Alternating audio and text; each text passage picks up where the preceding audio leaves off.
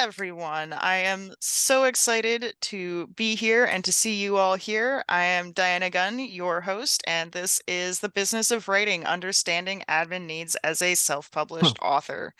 We're going to start just by getting some basic housekeeping out of the way. This panel is hosted by the Weeknight Writers Group, a social enterprise dedicated to providing affordable and accessible supports for authors, in partnership with Renaissance Press, a small Canadian publisher dedicated to uplifting the voices of those who are usually ignored. And we have our four great panelists here who are going to introduce themselves in a minute, and my co-moderator Jade, who is the co-organizer for Weeknight Writers.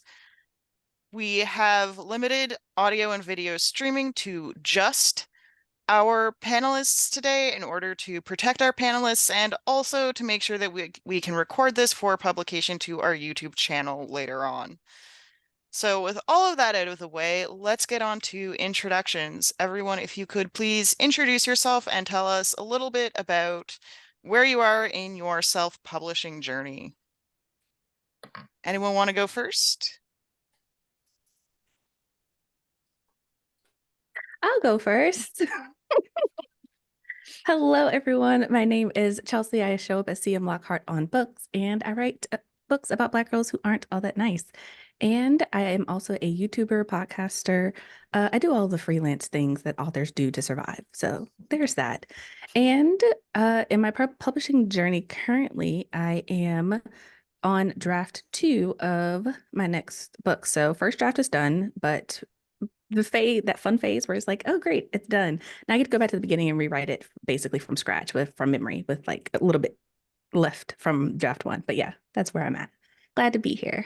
And this is your third book, I believe? This is my third full-length novel. I have one novella, 2 novels that are part of a trilogy, and then I am also part of an anthology called the Stygian Collection that came out earlier this year. Last year, this year, one of those. I'm not good with dates. Time is a concept that I don't subscribe to. So, yeah. And this book will be the first in a new duology. So, taking a break from the trilogy just to be in a different world for a little bit before I like finish things off and send it off with a nice, neat little bow. I feel that. I am currently taking a break from my own big series to just write something completely different. It's very Fun, nice. right? All right. Michael, you look like you want to go next. Sure. I'm Michael Roberti. I write the Crown and Tide series about a world where writing disappears when the person who wrote it down dies. My first book was called The Traitors We Are, and I just released the ebook of the second book, The Grave for Us All. The physicals will go out later this week on Amazon, and I think Silverstone's Books has a couple from left over from the pre-order. Um, by day, I'm a high school English teacher, and I'm right now just kind of working on a few different projects. Finalizing. I think we all get that burnout after finishing a book, but I've got a few other projects in the works in the same world. And that's really about it. I'm kind of hanging on for dear life right now because I've got 2 little kids, and I started doing driver's ed in addition to teaching high school. So writing has been kind of has been kind of a struggle lately. Yeah, that sounds exhausting. I don't know how anyone manages to teach high schoolers. Like, it's very impressive to be able to put up with all of the teenage shenanigans. But I guess it gives you lots of patience for dealing with publishing. True. Lindsay, you want to go next? All right. I write science fiction and fantasy, and I published my first novel in December of 2010, shortly after getting my first Kindle and realizing that self-publishing was a lot more viable than it had been before then. And I was fortunate enough to be able to go full-time by the end of my first series, which was kind of the end of 2012, and it's been my day job ever since. I learned to get pretty proficient and published a lot of books between 2012 and 2022 or so. I've got over 100 novels and who knows what else at this point. Did a pen name for a while. She's got like 15 novels out. I've since slowed down a little bit this last couple years, and I'm letting myself take a little more time off and earning less, but being okay with that. I have made investments along the way and have passive income from other sources now. So I'm a little less panicked about the AI future and all the changes that might be coming to the publishing industry. But I am a glass half empty kind of person. So I always plan for the worst. And then I'm pleasantly surprised if things don't go awry. All right, Tamsin? Hey, I'm Tamsin Lee. I write steamy sci-fi with a pinch of pixie dust.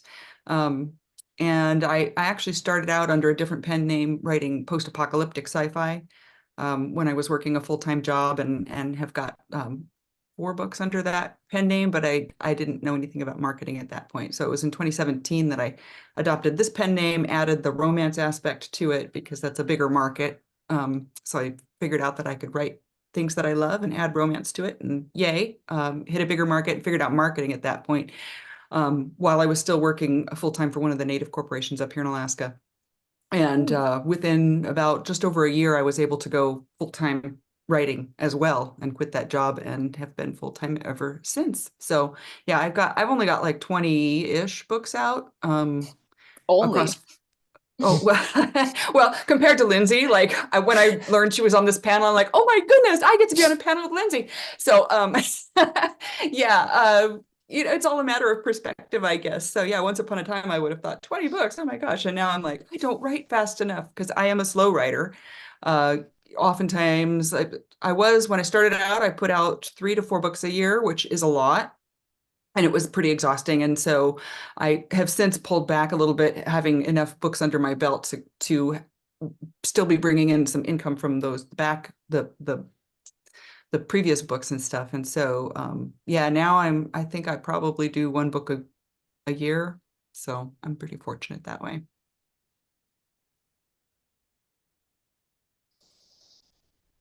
All right. And just to wrap up, I am Jade, the other co-host.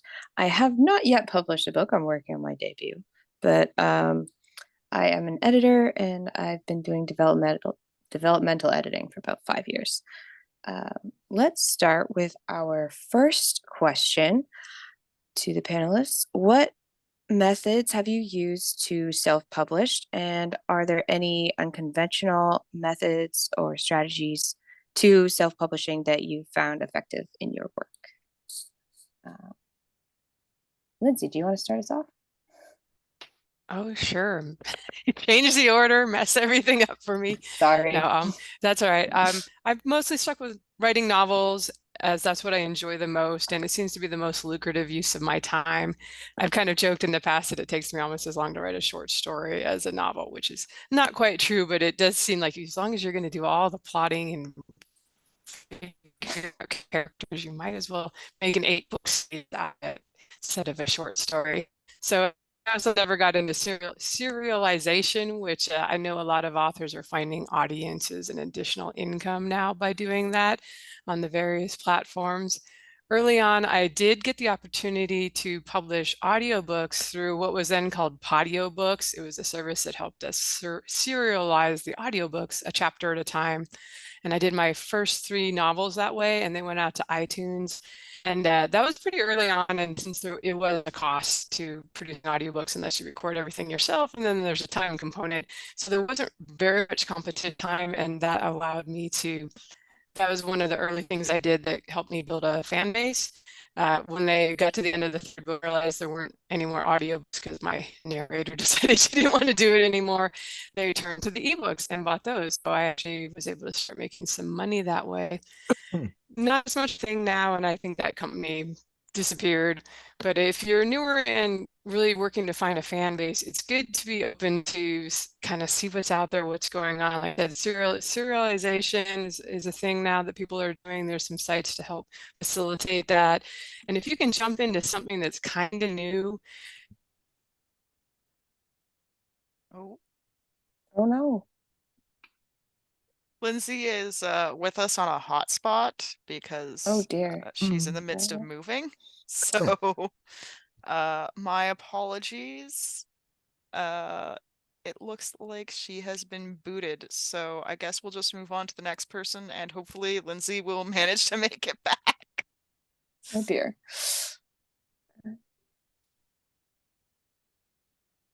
Michael, Mm.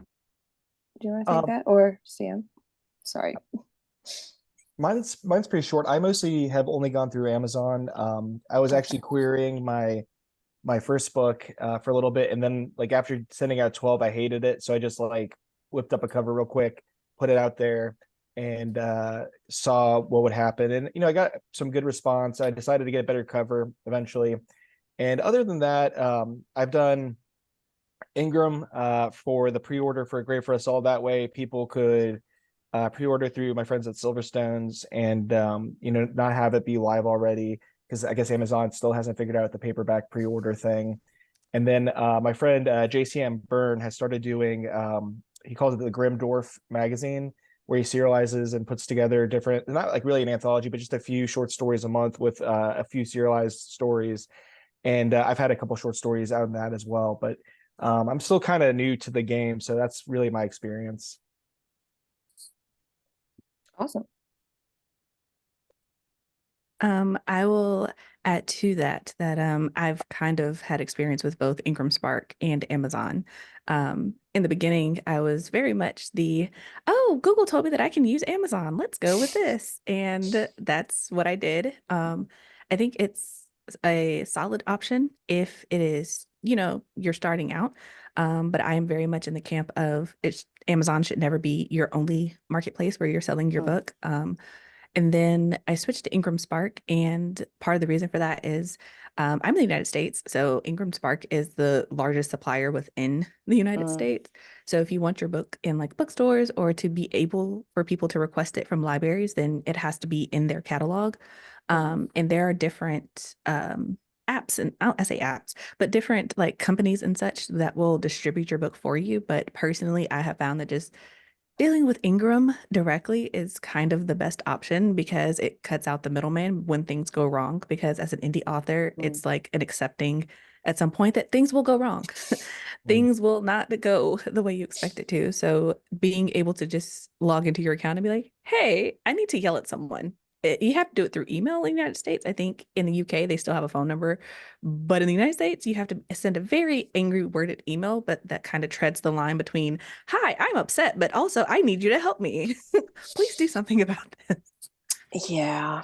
So, overall, though, I still definitely recommend Ingram, especially if you are trying to grow your audience and really like build up your fan base because it makes your book available.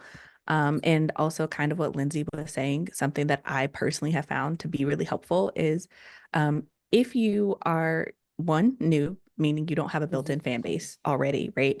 And you have like a series that you're really trying to push getting that first book in an audiobook is really helpful because it makes your book accessible in ways that you probably can't even really imagine because it's not just for people with reading difficulties, but literally people who are just busy and they'll get into it. And if they really like it, even if the second or third or how many ever books are not an audiobook, they will still go get the ebook or they'll still go get, whatever version to just find out what They've already happens been next. hooked. They've already been hooked. So if you're going to splurge, and I say splurge because depending on how you do your audiobook, if you pay for it outright, like I did, that's expensive. There are pros and cons to it because, if you pay for it outright, you own it and then you can do whatever you want Mhm. to with it. So you can post snippets online and you can, put Go it to on whatever different distributor platforms. you want. Yeah. Yeah. Mm. And the biggest thing with when you own it outright is that your libraries can also purchase the audiobook without it being locked in. Because I know kind of like KDP, right? ACX Mm. or AXC, whatever order those letters are, Amazon's audiobook. They will tell you, like, hey, just, sign a contract with your audio narrator and split the royalties. And that sounds great if you don't have any capital up front. But Mm. that contract is for 7 years, for one, for the Mhm. most part, which is a very long time. And two, that makes it exclusive to Audible, which means Mhm. that your libraries, your Hooplas, your Libby's, your whoever's can't get it. And let's say on the positive side, you win an award or something, you now have to go through all the hoops of Audible to get the audiobook version to someone to stay in the category for that accolade, which can also be a thing. So, Mm. um, all that being said, kind of rambling to the point. I highly recommend Ingram Spark. And I also recommend selling your book yourself on your website, because that's also another really great way to get people invested, because the people who come to your website to buy your book are really about you and not just your book. And that also helps you build up a inbuilt email list for when you have other projects. It's like, hey, I already know that you bought this book from me specifically. So that's also a really good way. And you get to keep all your coins. So if your ebook is $4.99 and it's $4.99 on Amazon and $4.99 on your website, when it comes to your website, one, you don't have to wait 3 months for that payout. And two, you get to keep the full $4.99, and you've already done all the work for the ebook. So it's also a really good way to kind of diversify your finances. Important to know. Tamsin. Yeah, I wouldn't call myself an early adopter, but I am like a midline adopter of new things, the shiny things. And I love to learn new things, which has fit me well for, self-publishing. So I did start out just at Amazon doing the whole KDP exclusive thing, because if you're just starting out in self-publishing, like that learning curve is huge. You can't do all the things at once. And so Amazon being the biggest market in general, it's kind of the easy place to start, to cut your teeth on it, do the KDP, all of that. But then once I started making good money on that, I decided to go wide. So then now, which is, now I publish at all the online ebook stores. But most of my sales are digital, but I do make a point. I make sure I always have a paperback available. I do publish, of course, on the paperback on Amazon, but I don't check the little box for expanded distribution, and then make sure that I have it on Ingram Spark, because, like Siam said, it's important to make sure you have it, and optional to libraries and everywhere else. And that way it gets out to, like, Barnes & Noble does have an option that you can publish the paperback with them directly. But I have discovered, because I've done it there's a lot of hoops to jump through. It messes up your, it's kind of difficult to do it correctly because you use your ISBN number. And if you don't do it in exactly the right order or whatever, then suddenly you can't upload it to Ingram, because they are like, no, it's already been published somewhere. So anyway, there's a little bit of stuff that you have to jump through there that can be tricky. And so I just discovered, you know what? I just do it on Amazon. I don't check the box, and then I do it on Ingram, and it goes everywhere. So it's great. I have audiobooks. And again, starting out with that, I took a course. I love to take classes. And so I have recorded 5 of my audiobooks myself and produced them myself. So audio, narrated by the author. People like that. I'm lucky I did take theater courses in college and whatever. I feel like I have a decent enough voice. I don't hate my own voice.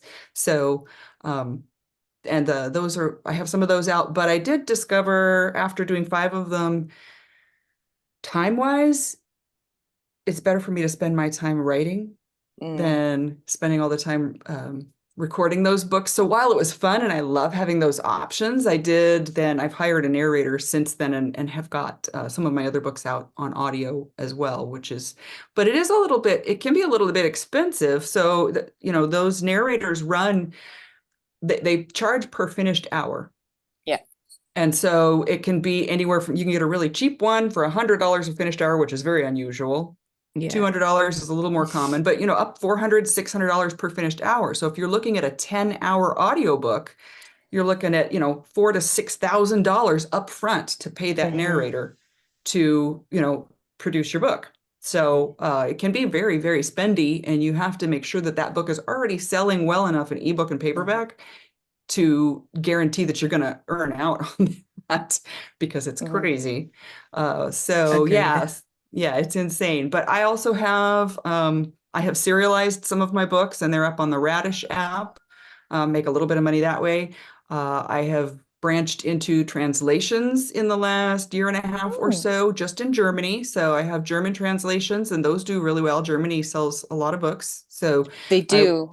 Yep, I recommend, if you want to do translations, it's once again, like, making sure your book is selling well enough already in your current market to warrant the fact that you're not going to break yourself by paying a translator, because that's another expensive thing. It can be $6,000 to hire a translator for a full length book, something like that, or more, depending on what you're getting. And depending on your genre, you need kind of the right translator, I would assume, to make sure yeah, everything vetting your gets translator through is super important. appropriately. Yeah, and so I'm thinking and for fantasy or sci-fi, especially, right? yeah. So I found mine through word of mouth, so I felt fairly confident. But even so, mine came inclusive. She hires her own editor Oh, to make sure, like, so that it's all what she really gives me a finished product. But you can hire in wonderful. various ways. Like some of them won't hire an editor, and then you have to hire one that does that for you. I did hire a proofreader for the first few times that I used with her, just to make sure that everything was. Because you Kosher. never know. I've heard horror stories of like they give you a really awesome first chapter that's translated, and you think, great, the whole book's great. Well, then it turns out they used Google Translate for on the rest of the book or something, right? Because it's faster. So then you put it up there and you get reviews, and people are like, this is the most horrible book ever. And you wonder what happened. Well, that's what happened. So Yeah. there's a lot of things to just make sure that you get right with that. Having some readers who read in that language that are willing to just read it for you is handy as well, because they can tell you right up front, like, was this done right or was this not done right?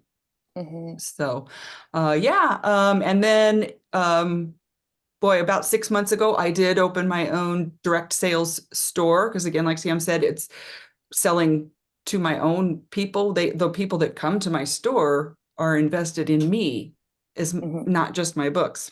And then I also have that data, as far as like, hey, you liked this series, I think you'll like this series too. Or, oh, you bought book 1 and 2, would you like 3, 4, and 5 at a deal? I can do that Yeah. kind of thing. So I'm all about like trying out all the new things, because I am a class junkie and I love to take classes, and I get myself in deeper than I need to be on a lot of I mean, with things. the classes, it seems like you can kind of quickly see if this is going to work for you. And then if you decide it does, then you can find someone else who can help you with that. Right. Yeah. So I took a class on doing subscriptions too. So you build your own community through what's called Ream is one of them. But people use Patreon, or they use some of these other ones too, where you can join a group to get that. One of the most common ways is people will serialize works in progress or whatever and put it on these Yes. subscriptions, and you get people that pay you monthly to get to see your stuff earlier, unedited, or whatever you want to offer. I feel like Kelly Armstrong did that because I subscribed to her website. Oh yeah.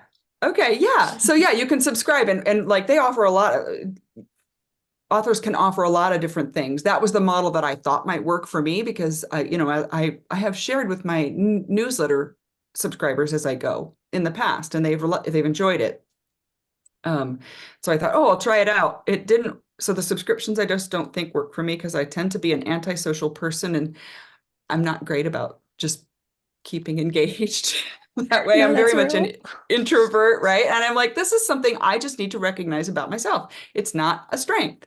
So that's just it's not where I'm going to focus my efforts, because it takes a lot from me. It's that whole 80-20 rule, right? And I have to put a lot of effort in to keep that alive and awake. And it's not something I want to do, but that's part of the learning process. I don't consider it a failure. I consider it a learning moment, and it allows me to move forward in a different way. So yeah.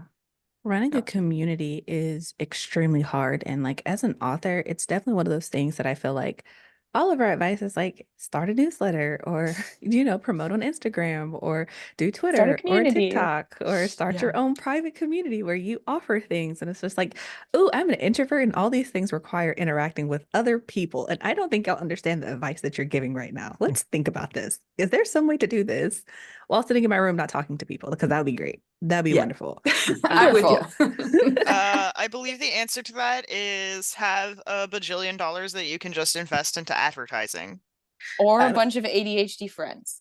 Or some like literally just someone else who's willing to be like, hey, I represent this person, because the way I genuinely appreciate my husband for just being like in every community space that I'm in. And he's just like, hey, Chelsea's not able to people today.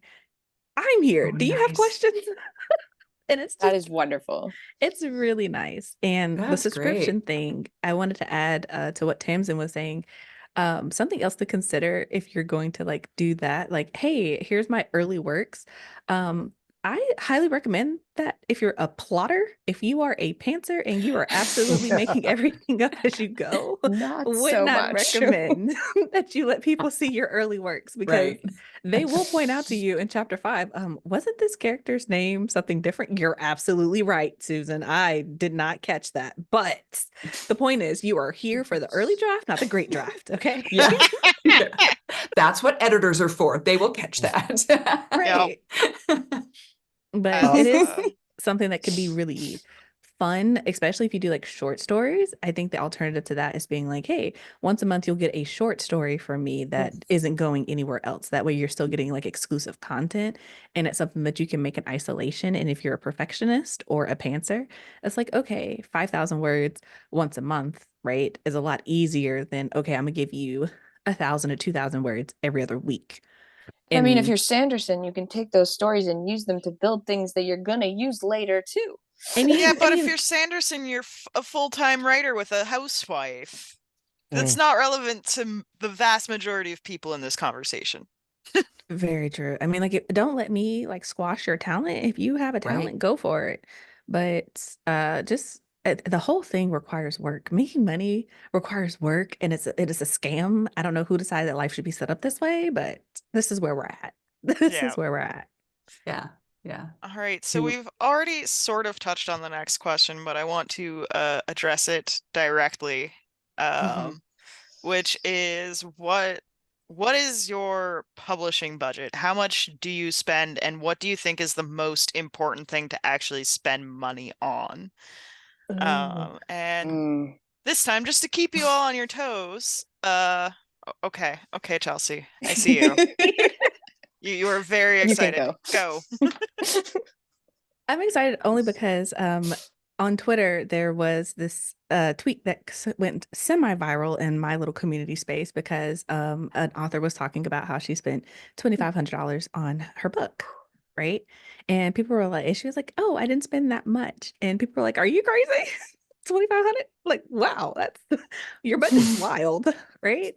But I think when it comes to budgeting and money and things of that nature, I always feel like that is somewhat of a personal thing, because like I can tell you that that number did not sound crazy to me personally, only because if you get a developmental editor, a good developmental editor, that is easily about $1,200 right there if you have a full-length Minimum. novel. So for reference, uh my novels are around 110,000 words, and I easily paid like $1,100, $1,200 for a developmental editor. So that's like half the budget. So to answer part of the question, if you get a developmental editor, that is going to probably be the largest chunk of your budget. There are ways to get around that. If you're like, that ain't it, that's not in the budget, that I cannot make that happen. There are ways to get around that, but also proofreading is a significant chunk, and that is something that I don't recommend that you skip, even if you skip the developmental editor. Um, so that's also a significant chunk. And then cover art, which is the thing that I'm always like, do not, under any circumstances, if you cannot afford to get a good cover artist, you're not ready to publish your book. Mostly because, in my opinion, right? And I say this coming from a place of a lot of authors are who pursue this. When you want to go full time and you want to really make money off of it, and not necessarily, oh, I want to ball out, I want to buy a mansion, right? I'm trying to have do this full time and have a housewife, as you said, right? But Just have a career. just have a career, have something stable, be able to go out to eat, buy my groceries, pay my bills, etc. Your cover sells your book. I know that there's the phrase of don't judge a book by its cover. They do, they will. Everyone does. Everyone does. And it's really important to have a cover that actually reflects what's inside the book and fits your genre. And if you share it, because a lot of book marketing, book business is just getting people to talk about your book. And 9 times out of 10, especially on visual platforms like TikTok and Instagram, they are looking at the cover of the book, even if they have no idea what's inside of it. So, investing in that, and ironically, cover art does not have to be expensive depending on who you work with. But I would definitely recommend doing your research, even if you were going to do it yourself. Do your research, and I will say respect your limitations. It's cool if you're not a visual artist. It's cool if you cannot do all of the things. I personally add all the text onto my own book covers because I'm really familiar with InDesign. Cool. That is a skill set that I have. My other author friends, I'm like, ooh, you don't know how to do this. I would not pick this random font off the internet that you found on Instagram to put it on your book cover because some of those things are also copyrighted. So little things to keep in mind. But yeah, I'm sorry, I get really hype about things like that. But overall, budget. I think also the larger your budget, realistically speaking, we live in a capitalistic world. The larger your budget, the closer you're probably going to get to a traditionally published book. And the ultimate goal for indies, for a lot of times, especially if you want to be in bookstores and libraries and things like that, is to get as close to that so that people cannot look at your book and be like, oh, that is a self-published book. That is Yes. what you are trying to avoid by spending the money. So whatever you need to spend to get over that line, that hump, is what I would recommend you spend. And whatever skills you have. I will say this though, you cannot edit your own books. Get a friend, get someone who hates you, whatever. Just get someone else to read the book for you. Because there's a reason why you pay someone else in the first place. Even there are things that you absolutely will miss, but I will get off my soapbox. Just, yeah. Yeah. Okay, As an maybe not editor, I someone will who say I will hates you. not be editing my own books. I mean, someone who hates you is fantastic because they're going to tell you everything that is wrong with your book. And that is actually really helpful if you're going to Maybe. fix it. I mean, True. it depends on why they The hate delivery. you, because sometimes they're just going to give you a this was the worst book I ever read and not actually give you helpful like mean, reasons why. So fair. I guess it depends on how much they hate you. I guess you need a Um, rival versus someone who hates you. yeah. Yes. It's someone who's not a huge fan, but maybe doesn't outright hate you. Yeah, they're not trying to see you fail. They're not trying to be your stumbling block that trips you, but they're also not going to be like, I'm not helping you either. You need to find someone You who know? wants to be better than you. Yes. That's great. There you All right, go. Michael, you looked really excited to speak, especially to the cover piece. So Right. So I don't know if you remember this, but I was on a panel with you 2 years ago, and I don't know if you remember what my cover looked like at that point, was but it I that long literally, ago? yeah, It was. it's a crazy time. I actually have it over there, like the original proof, but like I've like just got mad, made a cover in 5 seconds because I was mad and put it up. And I actually like sold fairly well. I would not recommend that at all. But this, like, I feel like these covers have come out really, Ooh. really well. And I've spent $35 a piece on them. Mhm. Wow. Yeah. So if you are on a budget, that's the thing that because like I remember somebody was saying, like, you're not, and not anybody here, but you're not a serious author if you're not prepared to at least drop $1,000 on your cover. And I A actually cover yeah, oh yeah, cover? yeah. alone? One I'm cover, not not a gonna Oh my trilogy. gosh. I'm not Oh my gonna gosh. I'm not gonna like, so I know one really popular artist because I've had friends who work with him, and they're able to do that. I'm a high school teacher. The covers are about $1,500 a piece, and it's one of the biggest indie artists. They're beautiful, right? I'm But sure. yeah, but like you might earn that out, you might make a profit on that, but you also might not, right? And that's the thing I think we gotta look at as far as like a business perspective, is how do you keep costs down but still move the ball forward, right? I want to add to that. Yeah. Go ahead. Oh, I was going to say, like, regarding the cover thing and keeping costs down, something that I've also found. A lot of the advice is always to know, if you're looking for a cover artist, to look at the book covers that you see currently and then to find the artist. That is for traditionally published authors. I would not recommend that if you're an indie. Mostly because if you see an artist who has made it to the point where they are doing traditionally published works, they are out of your budget. I can guarantee you they are out of your budget. If you have to ask them, are you taking commissions and how much do you charge for this artwork? They are out of your budget. Learn this from experience. That is a 4-digit number minimum. If they have a manager, that is a 4-digit number minimum because their manager also has to get paid off of that commission. So just throwing that out there. I found one of the best ways to find cover artists is to do the thing that we hate to do, interact with the community, follow people on Instagram and Twitter and find people that way, because a lot of times they will charge you like maybe like $75 to $200 for a cover versus, like you said, $1,000 or $1,500. I would laugh in someone's face if they said, "I'm gonna charge you $1,500 to draw this character." I would be like, "Ha ha." Are you drawing it in Okay. gold? I'll say this too, like having priced out and asked a bunch of people in the indie community about the covers before I went with where I went. That was not the most expensive. It's probably the most well-regarded artist, and a lot of you probably know who it is, but I don't want to like just like throw that out there and say, hey, this guy's definitely $1,500. Like, I've been quoted a few numbers, and some are really willing to work. I have a dream artist in mind. And when I talked to this artist, they were like, I usually charge around this amount, but if I really believe in the project, I'll go down to this amount.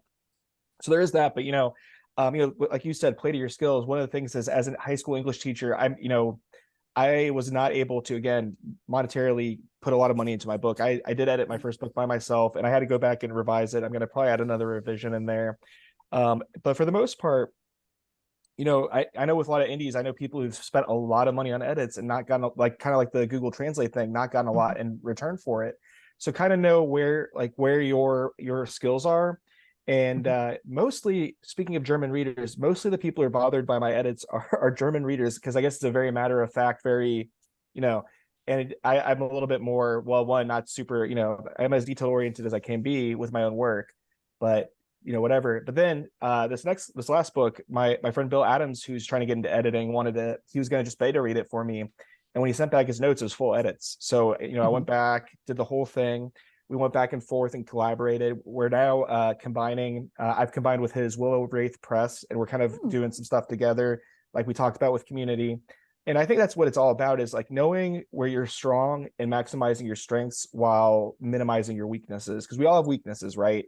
We're never going to put out a perfect book or have the perfect solution for everything, but we can put the best foot forward based on our means and based on our abilities. Yeah, Awesome. well, that whole building on community thing can be so important for somebody publishing on that shoestring budget, because I think that most of us start out there, right? I have a critique group that I have been, we get together every single week, and we have for like 12 years now. They have read everything that I've written. And that's my socialing, right? I do that once a week because I'm not a social person, but I love these people. We've developed a rapport, and they're fabulous. And I don't have to hire a developmental editor anymore. Like I don't have to for my books, because it already goes through 4 other sets of eyes who give me all the feedback. And if I don't agree with with what one of them says, I can ask the others and say, do you think that they were on point here? Sometimes they are. And I'm like, okay, valid. Sometimes they're like, no, I didn't think so. And I'm like, all right, well then I'm not going to worry about it, because every single person has got their own thing that they're bringing to the table when they read your work too. So you get one person that reads it, and it doesn't necessarily mean that they're correct when they give you a suggestion. So that's for editing and stuff.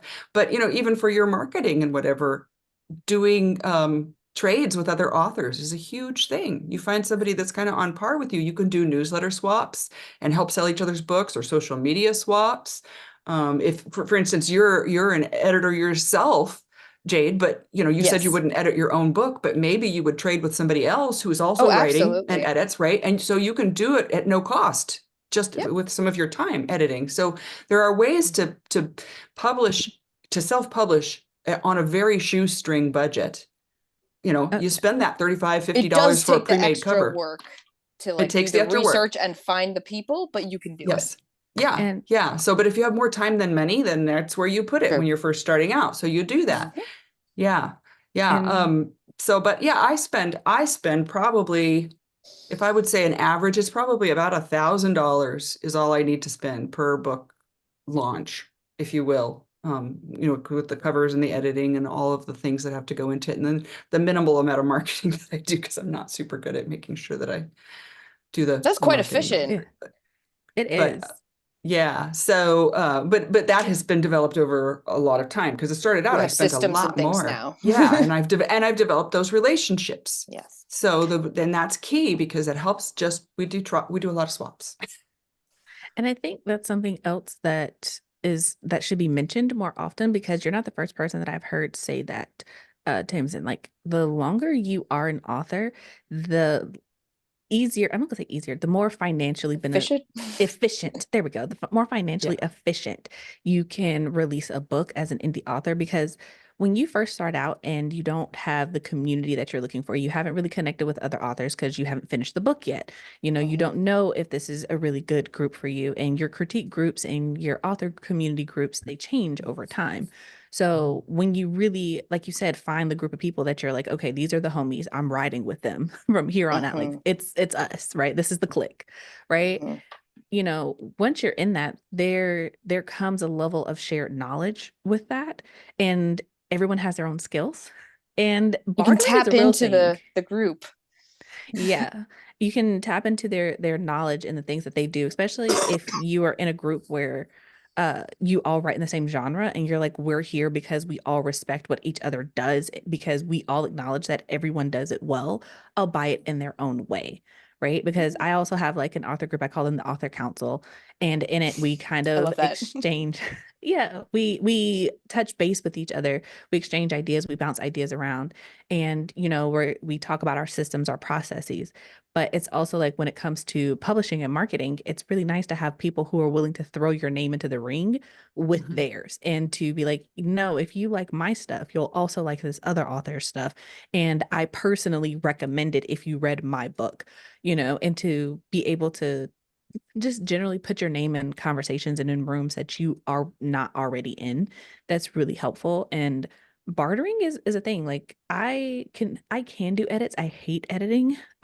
Mostly because I'm the type of person where I'm like, oh, I can be honest with you, or I can be nice. Those two things do not coincide, right? And most people want both. And I'm like, I don't Tricky know. line. Tricky line to walk. So I only do it for my friends at this point. But in the author council, there's also someone else who does edits. And so we're like, okay, cool. Between the four of us, we have everybody covered. And one of our friends is an artist. Like that's something that she does, and she Oh, charges lots of money for other people. But for us, she's like, oh yeah, I'm not going to charge you guys. the Y'all are the friend homies. discount. Friend discount. And so, you know, when you build those things up, it also, like I said, it brings the price of what you're trying to do down. So if you're listening to this and you're like, hey, I'm an introvert, I will say that there is benefit to talking to people, even if you are not meeting them in person, because I will also say that in my author council, I've only met one of them in person, and that was by accident because of my mother-in-law's birthday, and we happened to meet at a coffee shop. We Wow, live like 15 hours apart from each other, so it was a true coincidence. that's So, fun. yeah. My husband's from Texas, so we went to Texas and she was in Texas. And it was like, hey, yeah. So yeah, it was great. It was a fun moment. Fun moment. Yeah, that's pretty great. Lindsay's going to be trying with just audio, so hopefully the hotspot will work out. So Lindsay, tell us a bit about what you spend on publishing and what you think the most important expense is. All right, I've been here. I haven't wanted to jump in. My internet's flaky here, but I will preface my answer by saying that the series that's earned me the most money of all time has my least expensive stock photo-based covers. They were about $200 at the time.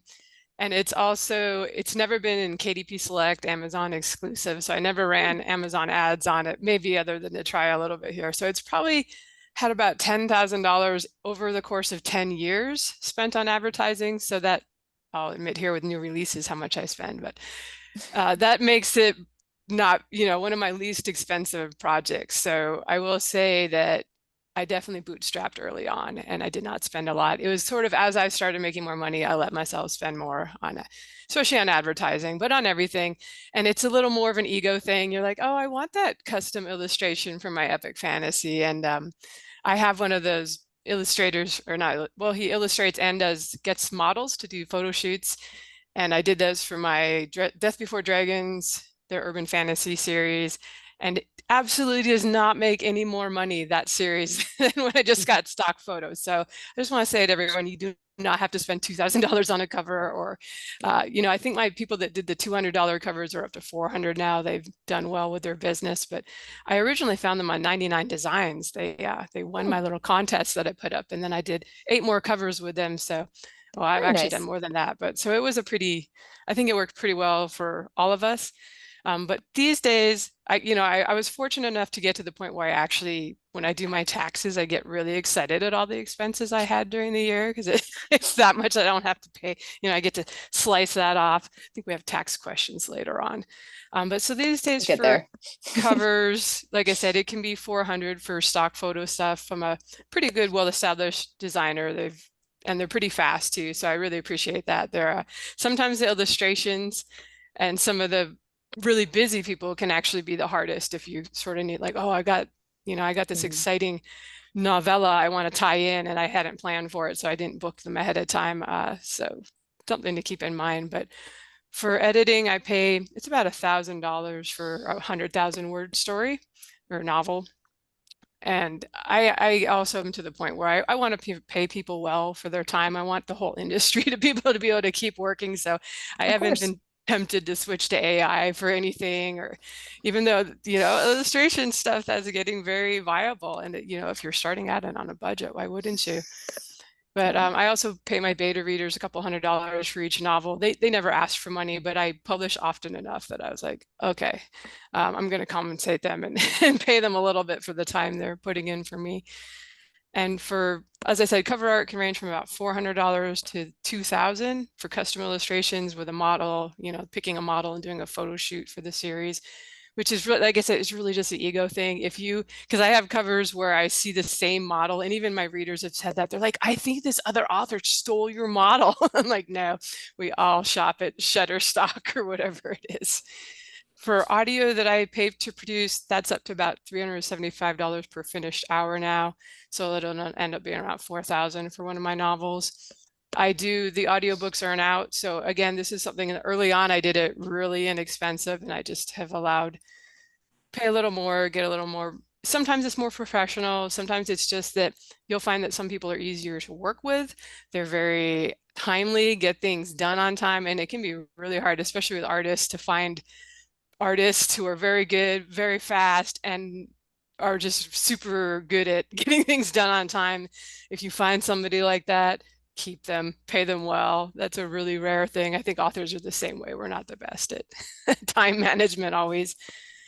Advertising is where my expenses have really blown up, and I'm not that convinced it helps that much. I do see the income go down when I try to scale back on it. So I've been a little afraid to just try an experiment where I cut off all the Amazon ads and see what happens. Maybe someday I will. But for a book launch now, I will spend about only on a book one when I launch a new series. I don't do anything really for subsequent books except maybe run some sales on the book one. But I will spend about $10,000 or about the first 6 weeks on Amazon ads and some Facebook ads on a new book one. I also book whatever promo sites I can. Like I said, I don't do anything for the subsequent books in the series, but I'll definitely try to keep advertising that book one as long as I'm publishing this series. And after that, it will depend on how that book does with ads. I've written a lot of series now, and I've tried to do things to market. That doesn't always work for me. I usually just do whatever I want now, but I've definitely found that some book ones they'll work really well. The advertising will cover the cost. Like I'll make as much from book one as I spend on ads, and then everything from the rest of the series is just pure profit. Other books are not as to market or just don't, catch the zeitgeist or whatever as well. And it doesn't matter how much money you throw at that one. It's just not going to be that profitable. And so I'll have, like I said, the current series I'll run ads on just to keep things, trying to keep it selling and new readers coming in so they'll buy the next books. And then other series, I usually have like 3 ads going at a time or like on 3 book ones, and I'll just cut it. If it's not making enough for what I believe it should, I just like, all right, that one wasn't to market. And I depend on new books helping new readers coming in through a new series, helping the backlist, because that happens a lot of times. I'll go back in and pick up the old ones. Yeah, I guess, and Amazon ads, Facebook ads, and the promo sites, which are not particularly effective as they were. But I am the person that people were talking about earlier who has more money at this point to spend on stuff. And I really have pulled back these last couple years from, I barely do any social media. I'm not on TikTok. I do my Facebook page. I have a VA that sometimes posts stuff.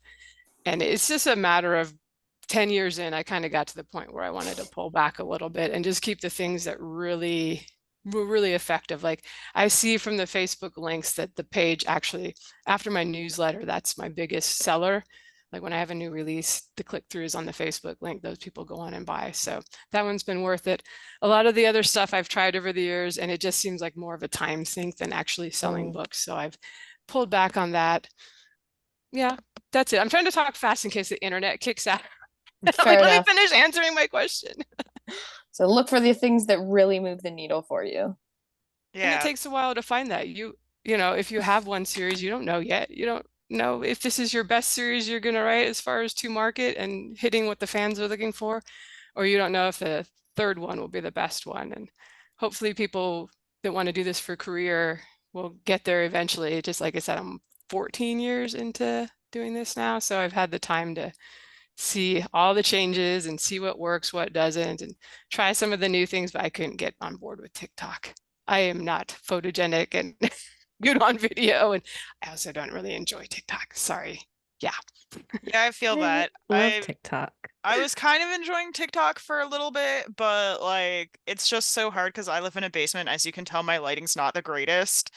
And I'm also terrible at makeup, and uh I definitely feel like I plateaued very quickly, and I kept trying for a few months to get past that plateau, and then the algorithm changed and it actually got way worse, and I was like, you know what, I'm just out. This is too much Nope. effort living in my basement, not being competent with makeup. And yeah, it you know, was fun for a little bit though. Well, that's the thing that I kind of like about TikTok because I feel like, and I've said this before, and I will probably continue to say this, but Instagram is where you have to be your best self, but TikTok is where you get to be your authentic self. So I have found that like if you're not a makeup wearer, like that's not your thing, you don't enjoy it, that's not your day to day, like you don't have to wear makeup to do TikTok. There are people literally still in bed in their bonnets, like they're cooking their dinner or their kids are like running through the house, like you can see the laundry. It's not TikTok is like this is where I'm at right now, where Instagram is like, okay, let me get this corner, let me get my bookshelf, let me get my Instagram lighting is so right. curated. It's very curated. And TikTok, I really love TikTok because TikTok, especially if you write like young adult or new adult, YA. like for Oh, a yeah. younger, like I'll say 30 and under crowd, right? Yeah. TikTok is really the place for that simply because there is, I can't explain it. This is all anecdotal, right? There is a different pipeline on TikTok than there is on Instagram where people will, if they see a book on TikTok, they will go buy the book. If they see a book on Instagram, they'd be like, oh, that's a cute cover. And then like keep scrolling. It's a completely different thing. And I say that from someone who hates Instagram, but I try to do it because that's, very much the advice, right? Like you need to be on Instagram, you need to have a Facebook page, you need to have a newsletter. I did all the things, but from experience, having a TikTok, like there is always a direct correlation between me posting a TikTok and then selling multiple copies of a book in the same day. And it's Instagram is like, it's not like that. But I have found that if you do influencers who have an Instagram, that is a lot more beneficial I when think you are this trying to goes ball on a back to budget. what you were saying earlier about authenticity and also word of mouth. When you have actual other people with opinions that people know from their channels and whatever, and they're endorsing this book, that means more than just a pretty cover that you can flip through. Absolutely. And then with TikTok, it's also a lot easier to share because someone can stitch your video and they don't have to Yes. do anything. They could just have like a black screen on their side and they'll just be like, hey, this is a video that I saw this author talking about their book. And it's a lot easier to share things out and it's a lot easier to curate a community, especially if you are an introvert, because you can show your face one Naturally time. lends itself as you're adding these people, to the stitch. Absolutely. And It's even its if own it's not little like Twitter thread. essentially, and even if it's like not a stitch, right? As an introvert, right? Like you don't really enjoy talking to people, showing your face, right? You only have to record yourself in like a 2-minute video once a week. That's 2 minutes Or out of not your even yourself. whole I've seen week. people talk and have the video of their cat. Yeah. So like whatever works for you, but the main thing is to show up in the comments. So when people comment on the video, ask them, what are they working on? They're like, "Oh, I'm so excited about your book." And be like, "Thank you. It's actually available. Like you can get it from here." And like do not like being like, "Go buy my book right now." But like, "Hey, I'm a person. I have a book. This is a thing." But also like posting other things because TikTok is, like I said, it's authentic. So it's like if you're an author, Michael, you mentioned that you're an English teacher, right? So if you're like, "Hey, I'm over here grading papers, right? And my kids are running around." And it's just like, "But you know what I would love to be doing right now? Writing my book." It's like, "Oh, okay, that's very simple content. And that's something that you could do in your day-to-day life where it's just like, this is who I am. This is the totality of who I am." Because TikTok invests in the people on it, invest in you, the person, versus the product that you're pushing. Whereas Instagram very much invests in the product that you are pushing versus you as a person, because you're very likely to not show up on their feed. I don't know anything about Facebook. I had Facebook in 2012 and then I graduated high school and I was like, never again, Lord. And I have one so that I can have an Instagram page, but I have not been on it in a very long time. And it makes my soul sad when someone sends me a Facebook link. So I know nothing about that and I respect my limitations. So Add All on to right. that too. Oh, Actually, can we really need to move on to the next question. okay. We still have we still have questions and we are already at the hour mark. I'm sorry, guys. You're all welcome to come back for a panel specifically on social media. I'm sure we will do that at some point. Should. I don't know exactly when it'll be on the schedule, but it will happen. But for now, sorry. we do have the next question that we would like to move on to, which we sort of already touched on, but I kind of felt like we were already talking about it, so I was just going to throw it in there to make it a little more specific. yeah, I was just gonna say, like, we sort of already talked about finding collaborators, and where you find those people, but if you can maybe give like one quick specific tip for actually finding your people to work with, and if your editors or artists are available looking for work, it would be great if you Push them. shared links in the chats or just shared their name so that folks can find them and they can get more work, because if your artist gets more work, they stay working. Indeed. I would say finding people, DM people. Like I know that's terrifying, but like just genuinely reach out to people. Especially if you are looking for author community. If you read a book and you're like, "Oh, this book is amazing," just reach out to the author. You never know. They might have a community that they're willing to let you in, or if you are creating a community, they might want to be a part of it. As far as professionals, also just DM them, like, oh, especially if you are trying to work with small businesses, because that's something that I feel personally very passionate about, because I have to hustle. So I want to support other people who have to hustle. And a lot of times you can find people who are advertising their services on social media and they will either tell you to DM them and they'll be like DMs open, or they'll have a website and you can go through there. I have gone through, it's called AB Book Services. I'll drop a link in the chat. I have used them for my audiobook. I think that was a question in the chat as well. That they have all types of services. I got my audiobook through them. I found my first developmental editor through them. And they also do, I want to say they do cover arts. They'll link you to like a cover artist. And it's a small Black owned company. The publisher or the owner, not publisher, the owner is also an author who publishes books. So that's kind of what I would say. Just keep your eye out on the internet. There are always people who are like, "Hey, I do this thing." I recommend going through them before going to like a big corporate website necessarily, only because, I don't know. I like to support small. Well, I know Facebook is not something you love, but that's where that's where I usually send people, like, to join some of the groups that are author centric. Like Wide for the Win is a fantastic Facebook group that you can get recommendations for just about anything that you're looking for, from translations to book covers to editors, whatever.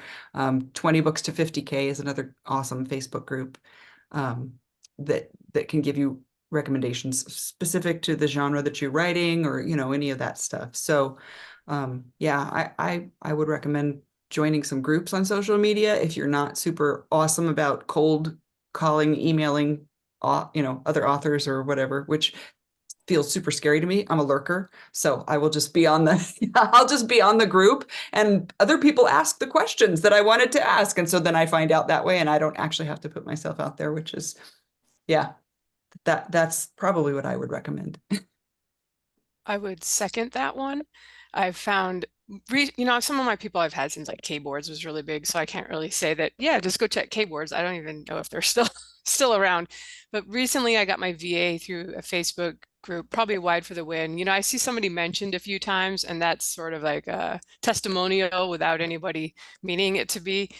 And I also have done the thing we talked about earlier where you just find the covers. It's something selling really well in your genre that you want to write your series in, and just hunt and find out who the cover artist is.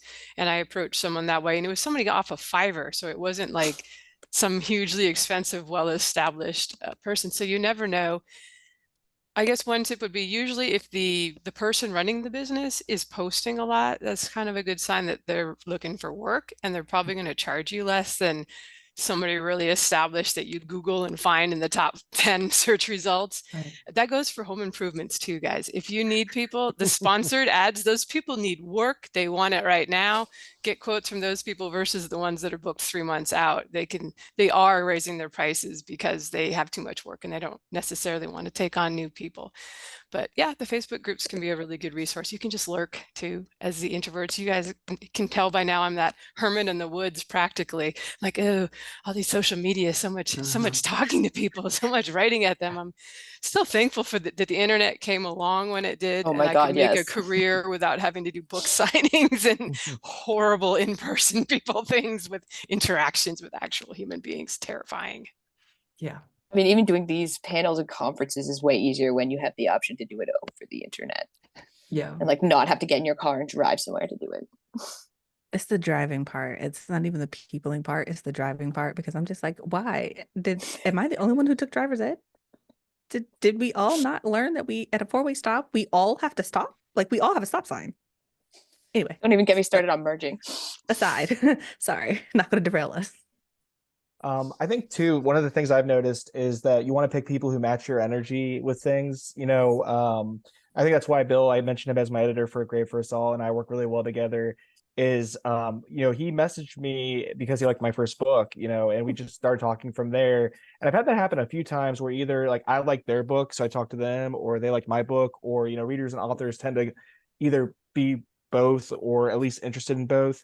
And I had a couple ideas, like me and Bill were talking, and I pitched them to a few other people, and nobody really bid on it. And like, for instance, we're going to start a series on YouTube called Authors and Adventures, where I host a author role playing or doing a dungeon master for their fantasy world, and we're going to have other authors on play the world and stuff like that. And he was like, "That's a fantastic idea." So we started putting That sounds amazing.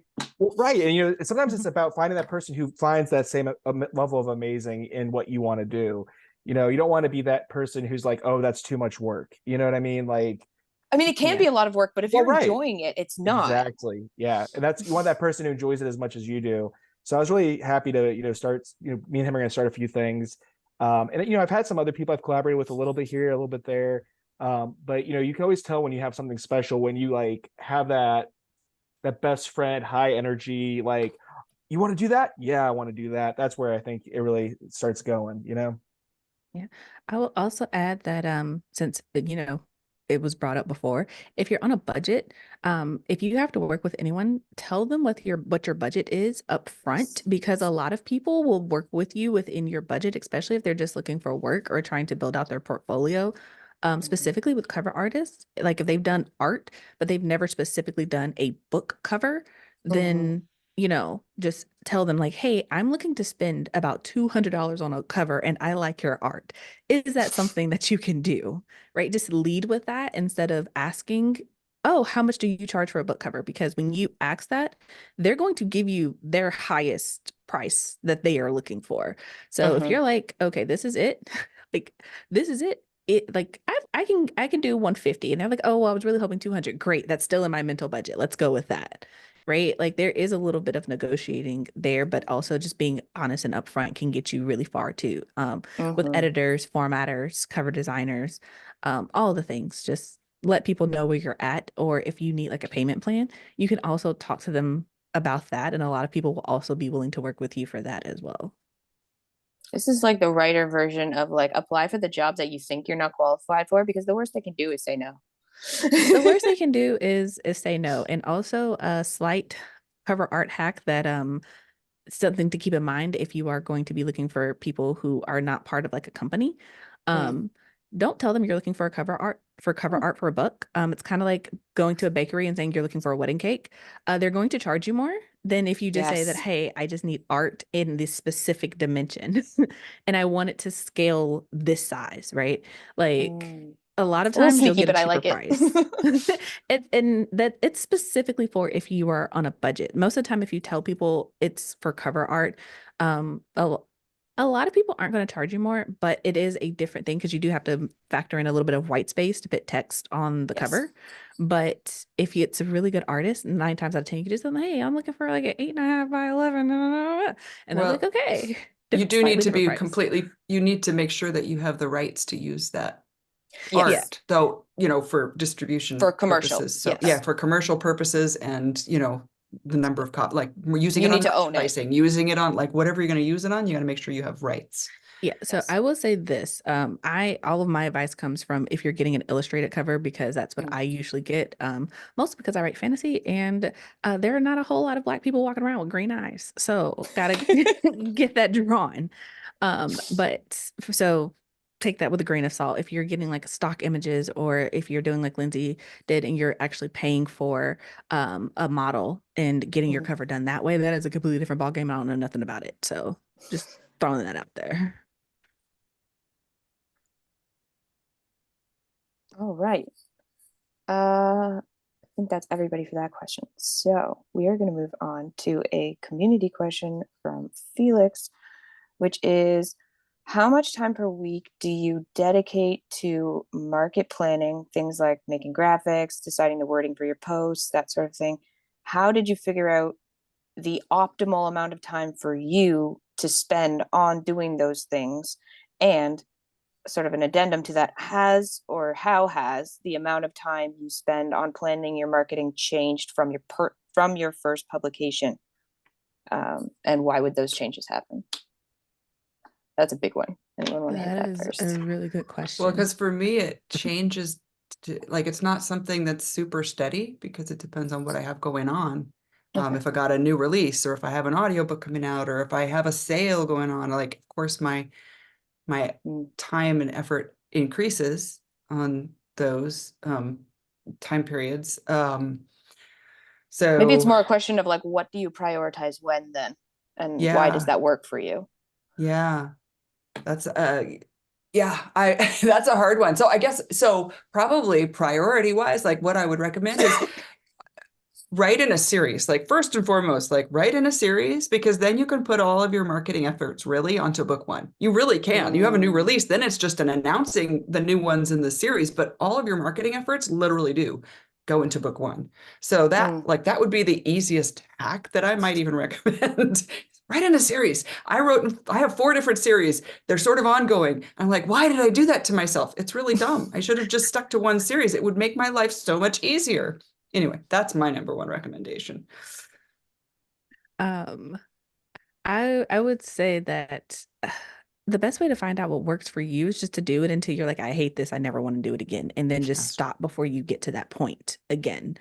Mostly because as an introvert, everybody has their own different threshold, and depending on your life, that threshold is going to be met at different times because like, like Michael said, he's a teacher. I've been a teacher before. My peopling was at a -15 by the time I got home. I wasn't doing anything else after that, right? Like even greeting my husband was like, you should be grateful that God smiled on you today, okay? Because we could fight.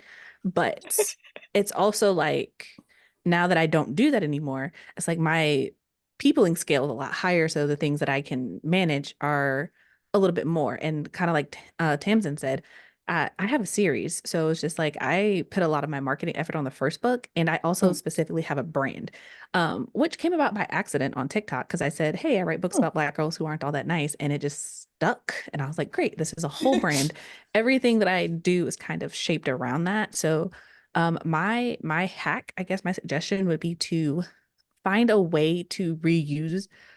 You don't have to reinvent the wheel each time. Create your brand and then ride with it. And there's always space to change and to grow. So like I have an author friend, she started out writing specifically just like urban fantasy, but she's like shifting towards horror and like dark fantasy. And so she just kind of focuses on being like, hey, I write about specifically queer witches. And it's like that covers both urban fantasy, but that also covers like her dark and her horror stuff. And so like being able to tell people what you're about kind of cuts down how much content you have to make and how much time you have to spend on it, because it's like when I go to create a post now, I'm like, okay, I have like 3 go-to phrases that I can tweak at any given time to make a post about it.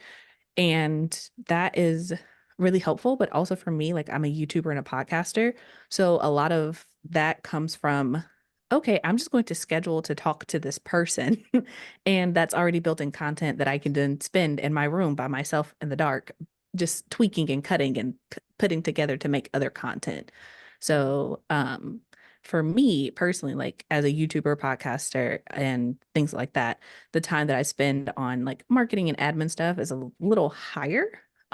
Because, but it also is like my marketing goes into those things. So even if I'm interviewing someone else, there's still moments where I'm like plugging my book very subtly, like, hey, by the way, I also do this thing that we're talking about in my book. So check it out.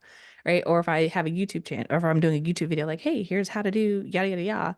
It's like, okay, great. By the way, I do these things in my book as well. So go get it. Um, Being able to incorporate it in like your day to day is also a really good way to cut down on how much time you have to spend just like individually. Because part of the reason I hate Instagram is because it requires you to sit there and think about how you're going to put this book cover on a square image with really interesting captions to make sure people see it, even though Instagram really kind of hates pictures now and you really need to do a video, but you don't have the energy to do a video. And what about hair and makeup and lighting? It's a thing. It's a thing. So what I'm hearing is try to like line up the things that you write about so that you can have like an umbrella way to talk about them in everything that you do. Yeah. And you could also just make like a quick grab sheet that you put in your like your Notion or your notes or wherever, and just have a couple of things that you can drop. Because also the keep it cute, keep it brief. The shorter your captions are, especially when it comes to like Twitter and TikTok, the more likely people are going to pay attention to it. Because if you have a very long-winded caption, as authors, we like to do that. Nobody else wants to read that. Can guarantee it, they are not going to read a 5-paragraph caption unless they are really already invested in you. So if you're trying to reach a larger market, keep it 1 sentence, 2 sentence, an image, and move on. Great advice.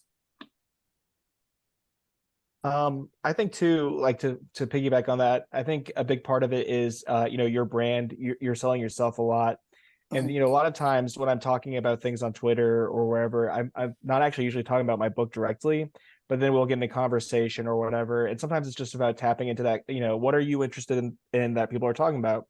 Like the One Piece live action. I saw One Piece, I believe behind CM Lockhart there, and that was something that I was like, oh, very, I really enjoyed that. I started reading the manga after people recommended to me on Twitter, or one that's like, my wife's been making fun of me, but my current like ADHD hyperfixation is the Drake versus Kendrick Lamar beef, and like, so like I start talking about that on Twitter, and that you can bring conversations that way, and it may not sell a book, but then you're in people's feeds, you know what I'm saying? They might click around on your name, and people like to talk to people about things. Sometimes I'll have people who are interested in my book just say, hey, how's it going today? I'll be like, hey, it's going good. And part of it is people want to talk to the creators. The thing that I think really kills people's careers, and I've seen this happen a lot, is, I don't know if you guys have experienced this, but have you seen those authors that were born famous?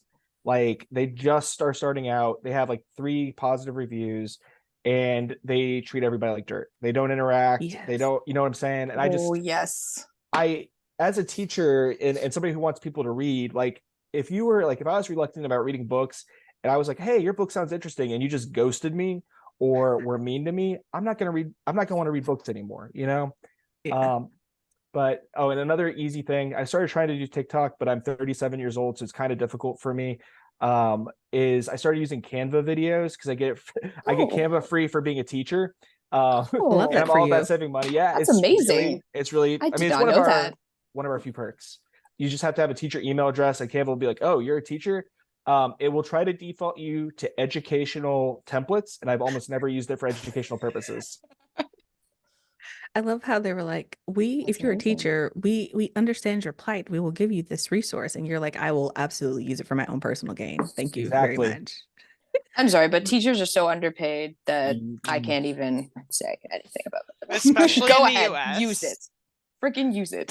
I'm in North Carolina. We Oh, you're in North Carolina? yeah, we're about, but I wouldn't be surprised. So I don't want to get on an education soapbox, but if you are somebody who, you should be somebody who votes. If you vote, make sure that you vote for politicians who care about public education.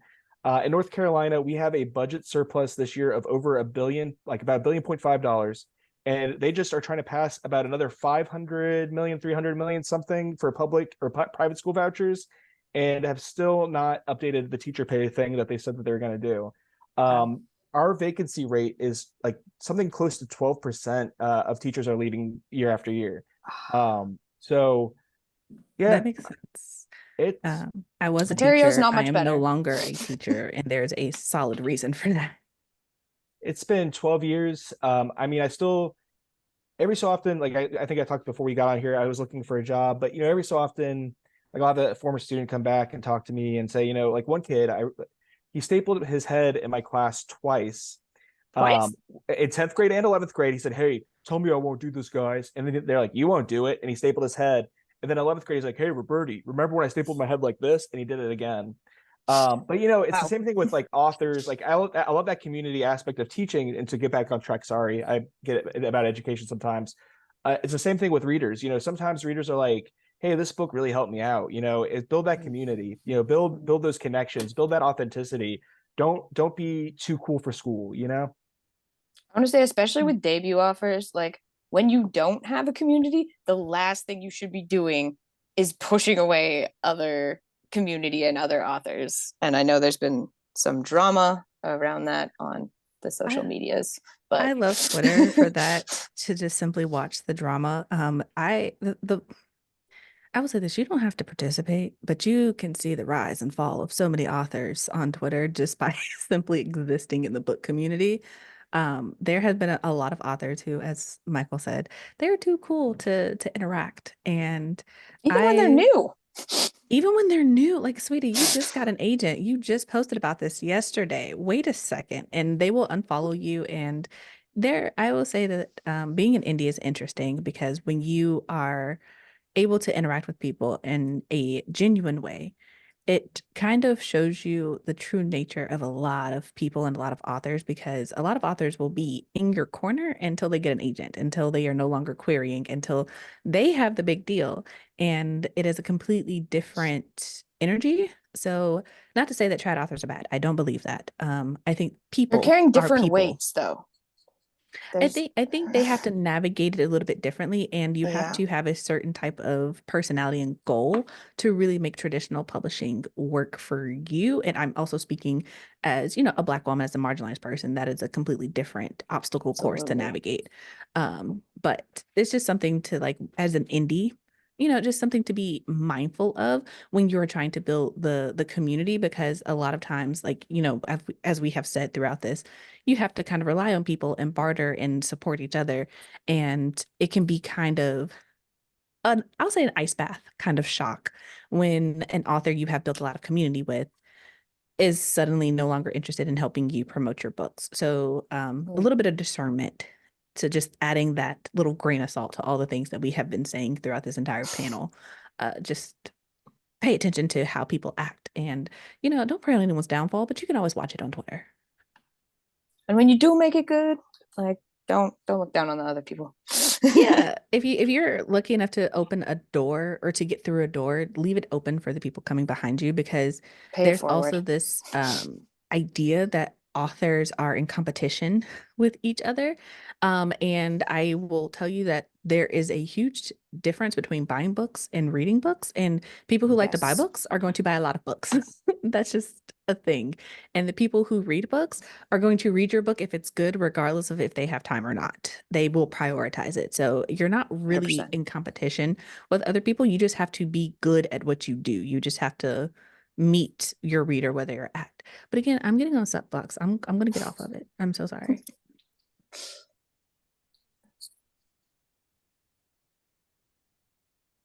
Lindsay, did you get a chance to answer this question? I have not. I will say for marketing, I've probably spent similar time all along the way. I tend to really do a lot of it around the release of especially a new book one in a series. And all along, I've really relied on the content of the book to market rather than making pictures. And this is my taglines and brands. And I'm great if people do that and it works for you. I've always had a hard time selling myself or my work. So I rely heavily on taking, one of my favorite things as a writer, one of my strengths is dialogue. So I'll take snippets from the book, and my VA will kind of make a picture based on the cover and put it up there. But I like Facebook because you can just post the text.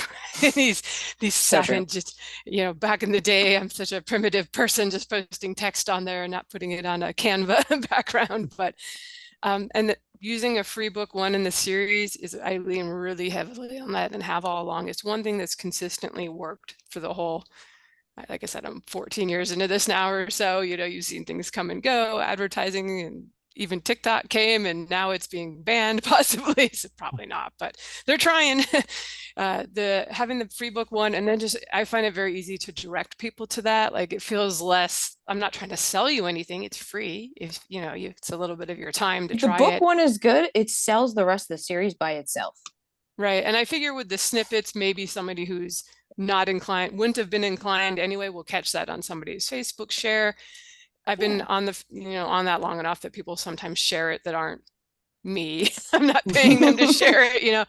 Sometimes all I do is a post every now and then of like, these 3 book ones are free in these 3 different series, and that'll get the most shares from my followers on Facebook than possibly other than the dragon toilet paper holder. That one was epic. That one went viral. Had nothing to do with my books. Did not, well, dragons have to do with my books, but I cannot say it sold books. But so that I've just really relied on the content of the book. And I think that is a possible way to do it for people who aren't super comfortable. And like I said, the free is easier. I find as a non-salesy person, I'm like, hey, it's free, it's try it or don't, it's okay. And of course you do have to have a good enough book one that that works, that people get into it. And it doesn't hurt to have a little bit of a cliffhanger at the end of the book one. I almost always write a very complete story plot arc in each book, almost always. But if it's a series, you want a little bit unresolved, the epilogue kind of like leads you into the next one. So the little bit of a cliffhanger can help things along. Yeah, so that's kind of what I've relied on. And it's something that's continued to work. Awesome. Let's move into our next question, which is about the dreaded taxes. So taxes are very different depending on where you live, so we're not going to get into too much detail here. No specifics. Because, we don't want to be giving advice that is not going to work for where you are. So the question that we wanted to ask about taxes is, do you do your taxes yourself? Do you hire someone to do it? And how did you decide what was the best approach there? I will volunteer and say that I do not do my own taxes. I married someone who is smarter than me and he handles that. So I will sit this one out. Now that's a good trick. Pro tip, That is a marry great someone who trick. can do your taxes. Marry an Well, accountant. Well, my husband tracks all of the finances and stuff. So, because Okay. almost everything runs through a business credit card that I have or through my business bank account. And so he just reconciles every month. He sends me he makes spreadsheets. He has this program he developed, whatever. He sends me a spreadsheet with all the charges and just tells me, verify that which categories these were in. for tax purposes, I go through, he's got little drop downs and I just like, and make sure it's like, that was for a Wow. promo, that was for a, whatever. Then I send it back to him. He compiles it all come tax time. It just he just spits out all the sheets that are already categorized by what we spent. And then I do the taxes on TurboTax. I just go in there and I've already got all my categories, and TurboTax You have your numbers, you just throw them in there. TurboTax asks me the questions that I need to answer, and I plug in the numbers, and that's how I do taxes. So it's kind of a half and half thing for you. It's a half and half thing for me, but like the bulk of it is he keeps, it would be a monumental task if we waited until near tax time, but the fact that he literally does it every month when he pays the credit card bill, he does, we do this, we keep up on it. It just makes it a super easy thing come tax time. Would you say that's beneficial whether you do your own taxes or not, to kind of have a sheet where you track basic stuff? Absolutely. Or even just where to find your information? Yeah, because the whole shoebox method is horrible, right? So you do have to, so I have on my email thing, I have anytime that I get a receipt or anything for something that I charged, of course I take that. Yeah, I have a file on there that I just drag and drop. So I just have all my digital stuff is in a file of its own, and then we track it via the credit card charges, which we did many years ago, I had somebody that we'd hired that did that, and they said that was fine as long as you had a spreadsheet and as long as you could track back if you had to. So that's what I've got, like the shoebox if I get audited, but ultimately the spreadsheet is fine because we've got that on the credit card statement, which lists what they were. But we realized that we were doing most of the work anyway, like because we were tracking it all through the year. So why was I paying somebody $500 to do my taxes when we already did all the work? And I can pay TurboTax, what is it, like $89 or something, and spend 2 hours and do it myself. So yeah. Awesome. Michael?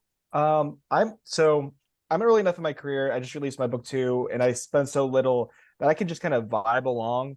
And then Amazon gives me my tax return thing, and then I put that I use Tax Act, and it says you owe like not that much money. We'll take it out of your taxes. I'm like, all right, that's fine. Okay. This year I might have to do a little bit more. I'm starting to earn a little bit more regularly. Like I had my best month ever last month with the release of my ebook. I'm releasing my physical copies this month, and Kindle Unlimited started picking up for me. I don't think it's going to be enough that I'm going to have to worry about it yet, but I would just recommend, if you feel like it's going to be an issue, just like consider like how much you're making, maybe hold back like 30-40%, something like that. I don't know, I'm an English teacher, I really don't understand numbers or taxes. So hopefully I'm not helping people commit fraud right now, but I'm just doing my best. I would say definitely look up the tax laws in your area for like Yeah. at what level you need to report the income, because I'm not This is legally not tax responsible. advice, you guys. Don't ask me about, like, kids are always like, Roberti, how do I know if I have such and such disease? And I'm like, guys, I'm an English teacher. I would say for taxes, I've done it both myself and I've handed it to other people.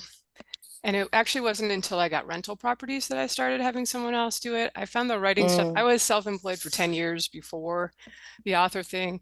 As Tamsin is, I'm trying to say your name correct, said if you get a business credit card or even just a credit card that's only for your business, just run everything through there, pay it off hopefully every month. But at the end of the year, there'll be a year-end statement. And that really simplifies things for figuring out your expenses. And then most of the companies pay 1099s, which is what we need here in the US. Obviously, other countries, I don't know what you guys need. I think Kobo in Canada and my foreign language publishers are the only ones that I have to account for outside of the 1099s because they are not in the US and don't care about our little tax system here. I'm pretty sure all the distribution platforms in North America do provide some kind of tax statement you can download. Yes, I go direct with Kobo, and then of course if you have foreign language publishers, it's direct with them. The thing I would say that most, I see advice on author forums about like when you should form an LLC, and they're always like, oh, when you're making X amount of money.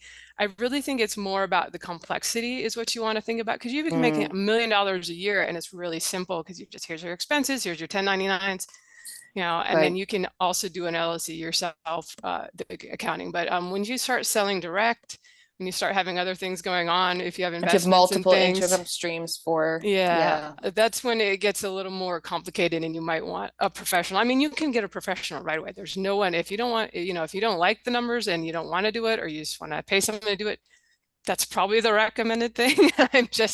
I'm a little stubborn and tend to do a lot more myself. Like I said, it was when I added rental income, and that was more because I want somebody to hold my hand if I get audited, because that puts you at a higher risk of auditing. So, but you can do whatever you want. I do think complexity is probably more the factor to worry about than how much income you're making. Although if you know, if you do an LLC, you can shave off some of what you're paying, but sometimes you want to keep things simple and you're willing to pay more in taxes just to have it the 2 hours that you know, if you can do your tax return then. So it's really up to you, versus whether you want to, with LLCs you need to start doing quarterly stuff. So that's, each person should just look it up and enjoy their tax time. Just think of all the expenses during the year that you grouse at. You're like, oh, I get to write those off the top line at the end of the year. Yeah. Well, TurboTax does like provides me my quarterly estimates that I have to. So well, I do you have pay to do quarterly. bookkeeping and file stuff every quarter. Oh, for your right, LLC. for your for an LLC. Yeah. As long do. as you're self-employed, that's like the simplest thing you can do. And so that's a question: do you want to make it more complicated to save some money, or do you not? As authors, we probably are not going to get sued, so there's less, you know, liability concerns. And even I found out with the rental stuff in some states, even if you make an LLC, it doesn't really protect you from anything, because the courts will just look at it. Basically, if you're the sole person in it, they're just like, nope, they will look we're ignoring that. So so much to look up and consider for each person listening. So it's fun stuff, isn't it? Yeah, and I will say that sometimes you might need like a very specific question. Like one year I was like, I don't know how to categorize this one specific expense. And I was able to have a half-hour call with an accountant to ask like 3 questions. It was definitely cheaper than paying her to do all of my filing. So that is probably an option where you live. And certainly there are also, depending on where you live, if you're in the US or Canada, you can almost certainly find some sort of financial planner or accountant who offers online courses to teach you the basics of how to do it yourself. I would look for one that is specific to your region, so your state or your province, not just a general one. Yeah. But if you are in a highly populated location, you are probably going to be able to find someone who can get on a very quick call with you, or who offers a course that you can take to learn how to do it yourself. Or you can just hire someone to do it, because yeah, taxes are a pain. All right, Jade, do you want to look through for audience questions? I think I saw one somewhere.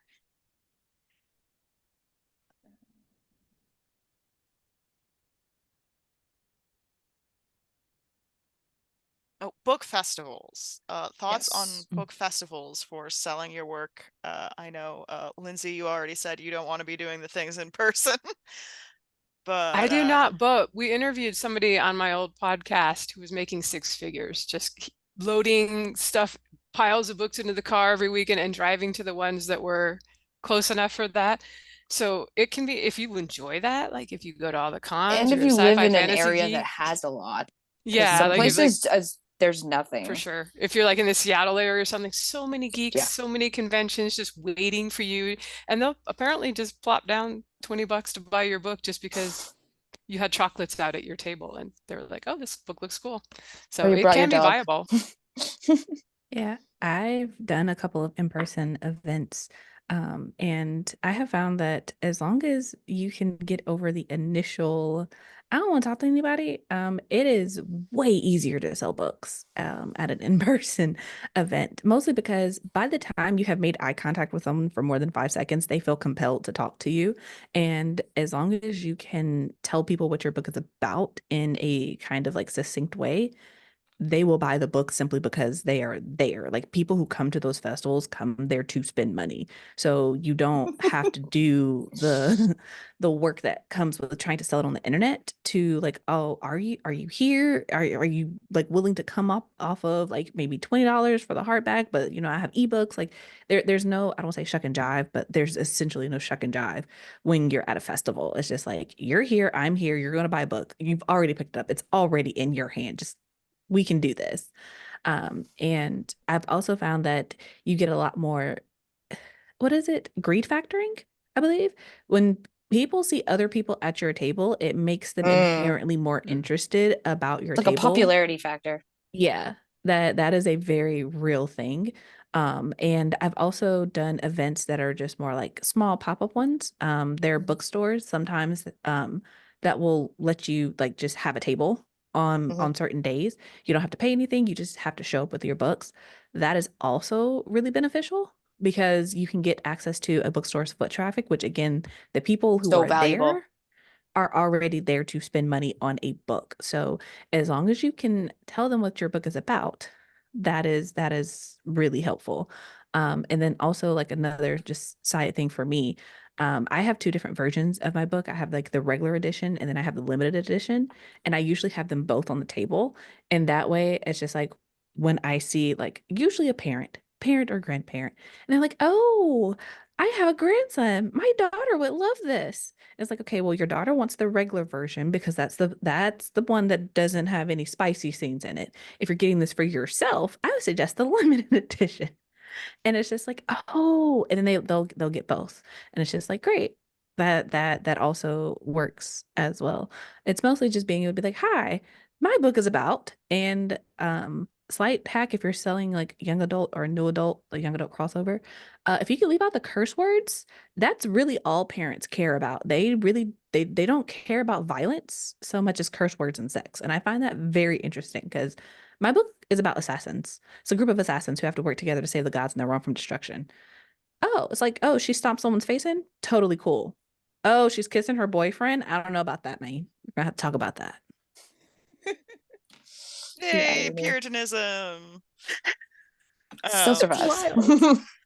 oh, it is alive and well. Michael, have you done any book festival things? I haven't, so I can only mostly speak to my friends' experiences, but I know I think it's Dylan West was saying he does like farmers markets and will sometimes sell like 30 in Really? a weekend. Yeah, like he does Huh. crazy amounts of direct sales. And then the one thing I was gonna add on is because sometimes you have to pay for the booth, you have to pay for Yeah. whatever. I've been invited a couple of times to go, and it's usually like Midwest stuff because a lot of my friends are Midwest for in the author Sure. community. And they'll say like, hey, we're gonna get a booth this big. If 10 of us split it, it'll be this cost. My Hmm. problem is the travel expenses, and then I have two little kids I don't want to leave with my wife. So I would like to do some of that stuff, eventually. It's just not like in the cards right yet, but I would recommend it. Again, networking, authenticity, teaming up with people, meeting people that you've met on the internet in real life. I think that that real person factor makes a huge difference. Like you said, the eye contact. And again, people like, they want to know you. They want to see what you're about. They if they like you, they'll buy your book. They might not read it, but they'll buy your book and maybe they'll talk to you and keep in touch. And eventually you'll write something else and they might buy that too. Mm. Also, Yeah. slight hack for in-person events, make sure you bring like a QR code or something for your table because I Mm. did not Ah. know that the first time I did an in-person event. That will, when you sell out, because you need to go with the idea that you are going to sell out of your books, hey, you can get my book from this website and you can have it, it doesn't have to be a business card if you don't want to buy like 100 of them. Just get one, print it out nice and big, tape it to the table and be like, hey, you can get it from here, or have like Send it to your landing page, whatever landing page you're using. yeah, and have some type of takeaway because something that I've also learned because I did a lot of in-person events last year because I was like, I'm gonna get out, I'm gonna see the world. I'm not going anywhere this year, and I'm really grateful for that. But you'll see a lot of authors who have a lot of, I don't call them gimmicks, but there's really nothing else really that I Mm. can word it. They'll have like wristbands and face masks and they'll have like really cute things. One, keep in mind that those things are expensive and people take things at events. So if it's specific for a book, like I have a map. The map is for the book. If you don't buy a book, you don't get a map. Don't set those things out if you don't want people to take them because they will walk by and take them.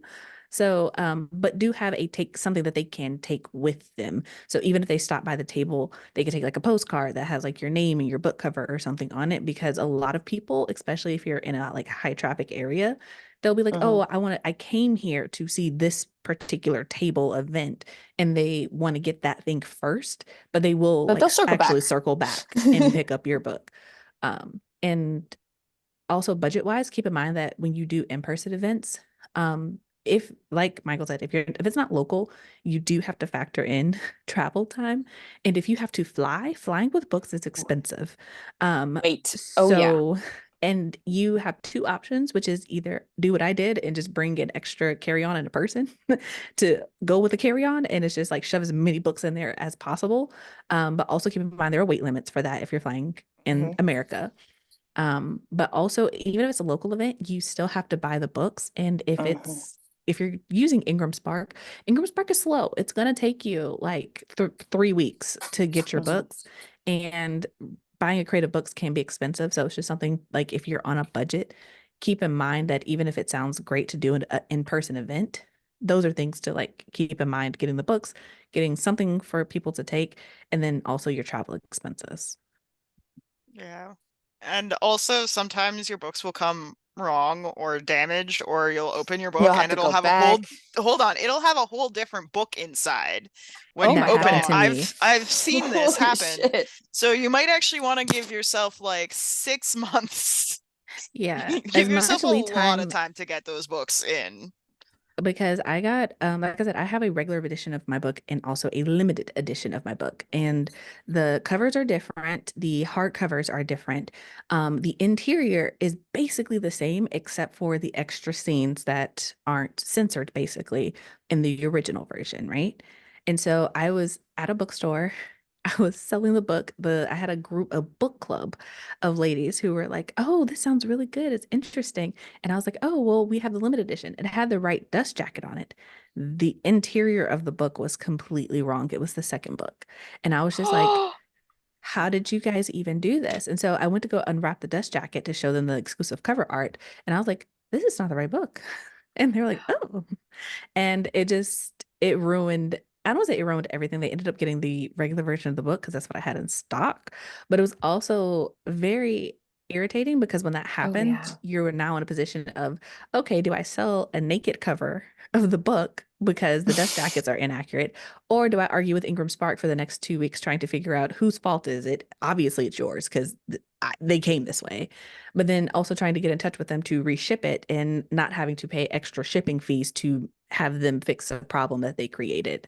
So Yep. dealing with Ingram Spark is not fun, but there are pros and cons to everything. To everything. And the same problems have happened with Amazon. So basically any print on demand, there is a chance of you encountering that problem.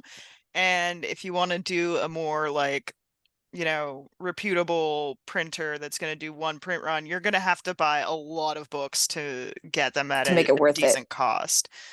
Yeah. So And I unless you don't have really like like a Amazon's print on garage, demand. unless you have like Fair a enough. garage, or like a spare room you can just haul all your books into, you're pretty much going to have to go print on demand. Yeah.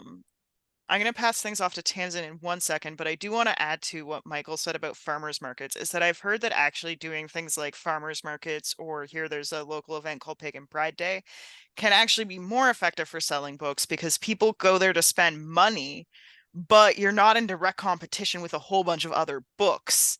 There's other stuff there, but what you are bringing to the table is different from most of the other stuff that's there, so it catches more attention more easily. So that can actually be more effective than going to book festivals. But Tamsin, your thoughts on doing in-person things? Well, I mean, you were talking about the whole, whether there are any around you. I live in Alaska, so we don't have a whole lot available nearby. Like I would have to literally fly to do almost any of them, and I'm not carrying books to these events. So, I mean, I've done a couple, but the peopling thing is not my thing either. So I don't really have much to contribute on that. I don't really do them. Yeah, that is totally fair. I just wanted to make sure you had a chance to say what you were going to say. And I think that leaves us with, we've got 10 minutes left, and The only other audience question I saw was about audiobook cost, and I think we already covered that. I know Tamsin, Lindsay, you already gave pretty specific ideas. Sam, you talked about it being expensive, but can you give like a ballpark of what you've spent on your audiobook? Yeah, so for We Are the Origin, I spent upwards of around like $2,500. Okay. And that is before my narrator got popular. So she was charging $100 per finished hour at the time. And I went with her because she was charging $100 per finished hour at the time. And like I said, it's my book novel is roughly 110,000 words. And basically, for every 10,000 words, that's like an hour. So Mhm. for me, that my book's like 11 hours roughly. So that by itself, but then you also have to pay for the engineering if that's not something that you can do yourself. So you also have to pay the engineer for their time. Yes. Um, and that can add up. And then there's also sometimes, depending on how you get it done, there's the cost of what they call live directing, which is basically like your narrator reads something and you're like, she didn't do it wrong, but like in my head, the character said it this way, and the line is clear, it's read correctly, but it's just inflection that's live Mm, directing, and that's an extra add-on for her to go back and actually re-record the line for no reason other than you want her to re-record the line, right? So things like that are can add up. So I would say budget around, even on the low end, around $2,000 for an audiobook. I don't see anyone, even for like a novella, really getting a good audiobook for less than $2,000 if you are not doing the engineering yourself, or if you're not going through like a split royalty deal or something of that nature. Book two for We Are Dying Gods, because the first book is We Are the Origin, second book is We Are Dying Gods. Um, that one does not have an audiobook because when I reached out, her prices had gone up from $100 per finished hour to $250 per finished hour, oof. which for the same length of the book, right? That would have gone from being roughly $2,500 to being almost $5,000 for an audiobook. So I tried to take a note out of Tamsin's book and record it myself. Um, I got through the first couple of chapters, but the thing is, my attention span, it's short. I'm not getting through the entire thing. And finished hours are great, but there's a lot more that goes into it than the finished hour. So if you have an 11-hour audiobook, that's still like 30 hours worth of work. Fair enough. Basically, it's a lot. It's a lot. And that's not even getting into the engineering and actually needing to pay for the software to do all of that, which I do YouTube, so that's fine, but it's a whole thing. But I rambled. $2,500 roughly for a book. In today's economy, 2024, I would probably up that number to like just tack on $500 to whatever you think it's going to be. All right. Thank you. That was very thorough. Sorry. All right. That's okay. Our last question. What is one thing that you wish you knew at the beginning of your self-publishing, that you want all authors considering self-publishing to know before they start? I'm just going to add my own one little piece in here because so I worked for Chapters, which is like the Barnes and Noble of Canada. It's one of our biggest book distributors. Most people that I've met don't know that you can get your book into Chapters as an indie author. All it takes is you have to speak to the manager and ask for shelf space. Sometimes it costs, sometimes they will put you in like a back corner for next to nothing. But I just want people to know that that is possible. And I found this out because while I was working there, you have to scan through everything and put it on the right place. And I would occasionally find books that we did not order, that did not come from a shipping in order. And those were indie books and we did have two authors, one who did mystery books and one who did romance, who sold quite well out of the Chapters that I worked at. And they were indie self-published authors. Anyone want to start? I actually, can I jump in? I need to go to the vet here in a minute. Of course. So Lindsay, please. I think the biggest thing that I wanted to share that I didn't realize when I got started was that your income in the beginning, you're really excited because it's always growing as you publish more books, but you will find out that it does not continue to always be up and to the right as far as ever increasing with more books. Because it can be very cyclical. It can be very one series does really well and the next one bombs. So I just opportunity where you think you could wait, like give it time. Worked out for me, but other people, especially in these last couple of years, have been a little harder going back into the workforce. And I would just give it a while and make sure it's really staying above the X amount each month. And even then, there are no guarantees. But don't just assume that it's always going to be increasing. You know, things will plateau, things will go down. And if you're going to rely fully on that income, you want to be really sure before you, especially if you have a good job and it's, you know, it's like, might be hard to get another one at the same pay rate. Be careful of quitting too soon to go full time. Yeah, I mentioned earlier too, I wish I'd known about the whole write in series and stick to that series and get a series done.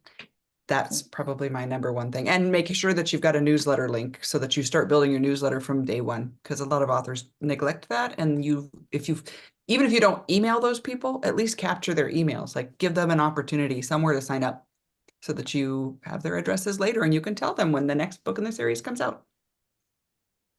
Excellent. Michael?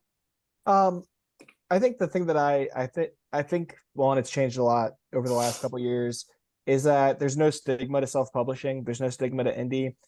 If you are not somebody who's getting a traditional deal that puts you in the top part of your publishing house, you're going to be doing all the same things anyway for the most part. You may get a little bit of financial backing, you may not, but you own your work, you have better royalty rates, and you know there's only opportunity. Whereas with traditionally publishing, sometimes you have that situation where they don't properly market your book or they make you take it a different direction or whatever. And there's no shame in, you know, doing something yourself and making it your own. I love that, especially because once you've given away those rights for a certain amount of time, it can be hard to get them back fully, you know. Chelsea. Okay. Sorry, I didn't want to talk over anyone again. So All I was good. like, I'll go. I think the thing that I would want people to know is that being an indie, I think it's very accessible in this day and age, but it's also a lot of work. And you have to kind of be prepared to wear all of the hats, and you have to understand that making this decision is more than just deciding to write books and put them out there, and that there is a lot that goes into that decision, especially if you're trying to be successful, especially if you want to make this a career, especially if you want to have longevity, especially if you want to, you know, be able to be financially stable with what you are doing. It goes from being a passion project, something that you love doing, to being a job. It becomes something that you have to put a process to. It becomes something that you have to figure out how to be better at. It becomes something that you have to learn in.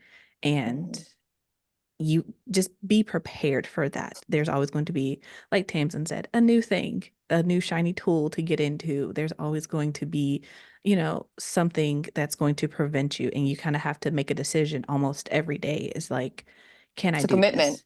It's a commitment, because being self-employed and being an entrepreneur is hard. And the hardest part of being an entrepreneur is deciding that today I'm going to remain an entrepreneur and not quit and go back to the full-time job, go back to the thing that is safe and secure and stable. It's very unstable ground over here. And it's not necessarily a bad thing, but just something to walk into with both your eyes wide open. Awareness is everything. Yeah. Yeah, that's absolutely fantastic advice from all of you. So we have just enough time left for everyone to very quickly remind folks what you write and where they can find you. And we're going to start with Lindsay because she's got to run. All right. Well, it's been great talking, everybody. Lindsay Baroker. I write sci-fi and fantasy. Got a new fantasy romantasy, now they're called, series coming out soon that people can check out. I'm on Facebook, as I admitted, lindsaybaroker.com, and Instagram only if you want to see dog pictures. No TikTok. Still on Twitter/X now and then. But yeah, thanks a lot, everyone. It's good talking to you. Thank you. Thank you so much. Michael, you want to go next? Sure. I'm Michael Roberti. I write the Crown and Tide series right now, starting with The Traitors We Are, now with The Revenge of Thousands novella and A Grave for Us All. It's about a world where, you know, writing disappears when people die, fantasy war, a lot of backstabbing. You can find me on Twitter/X at Mike S. Roberti. I just started doing TikTok at Mike S. Roberti. And then my Instagram is different for some reason. It's roberti.mike. And yeah, hit me up. You know, for the longest time, my brain never processed the S as an initial, so my brain just thought it was Mike's Roberti, and I thought Yeah, maybe that was just something because you couldn't get just Mike Roberti as the I user. get that a lot, actually. I get that a Well, lot. Just went that possessive. makes me feel less alone. All right, Chelsea, you want to share where people can find you?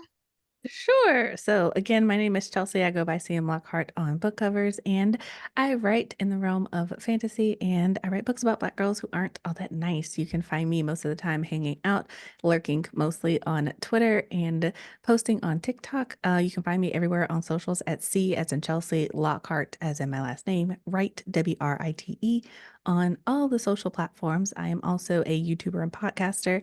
So you can find me at the Written in Melanin podcast or Written in Melanin on YouTube, where I post videos once a week talking about how to do the authoring thing from my own perspective. And I also am the owner and founder of the Melanin Library, which is an online database of books written by Black authors. So if you're looking to diversify yourself, you can always go there and find books written by Black authors. There are over 4,000 books on the database, and it's constantly growing. So that's me. And oh, yeah, my books are in the background, but also these are my books. Paperback. You can get them wherever books are sold or from my website, cmlockhart.com. There we go. Slight plug. Beautiful. And Tamsin. Yeah, I'm Tamsin Lay. I write steamy sci-fi with a pinch of pixie dust. So you can find me at my website, tamsinlay.com. Go sign up for my newsletter there. You'll get a free book that's exclusive. You can only get it through my signing up for my newsletter. I am also on Instagram and social media like Facebook and stuff. But like I said, I'm mostly a lurker there. You're welcome to come find me. But yeah. All right, awesome. Thank you so much, everyone. This has been a great chat. We are definitely going to have more business-focused panels, and I hope at least some of you will be back for them. And in the meantime, we are done for today. If you enjoyed this event, please check out the Weeknight Writers group. We are a group that creates affordable and accessible events for authors. We've actually just launched the page for our June conference, which is actually a free first event, so you can get tickets to all the panels for free, or you can pay for a supporter ticket to just help us recuperate some of the cost of the time and energy that goes into the event. And that conference will be about editing, and Chelsea will actually be on one of those panels. So that's very exciting. Do check that out, and do also check out Renaissance Press, our partner that helps us get live captions at all of these events. And of course, check out our panelists.